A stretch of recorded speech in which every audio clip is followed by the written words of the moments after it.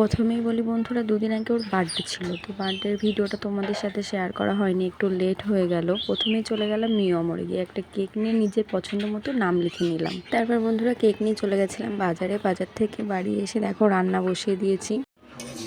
দেখো বন্ধুরা, পূজা আজকে সারাদিন ধরে অনেক রান্না করছে। এই যে এখনো রান্না বাকি, এখনো অনেক রান্না করে ফেলেছে মেয়েটা গরমের মধ্যে। কি কি রান্না করেছি বন্ধুরা, সব রান্না হয়ে যাক তারপরে তোমাদের দেখাচ্ছি। তো বন্ধুরা সন্ধ্যা হয়ে গেছে, আমার রান্না কমপ্লিট, এবার কেকটা কাটবেও, তো চলো দেখে নাও। Happy birthday to you.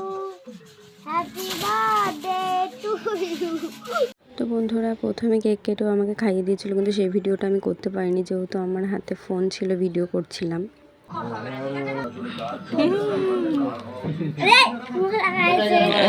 এই হচ্ছে বন্ধুরা সব রান্না। তো এখানে কি কি রান্না আছে চলো তোমাদের দেখাই। প্রথমে ছিল ফ্রাইড রাইস, 2 ঘন্টার ডাল, তার সাথে ছিল আলু ও বাদাম দিয়ে ভাজা, রুই মাছের কালিয়া, চিংড়ি মাছের মালাইকারি, চিকেন, মাটন, স্যালাড, চাটনি, পাঁপড়, দই, মিষ্টি, ফুটি, 7 আপ, কোকোকলা।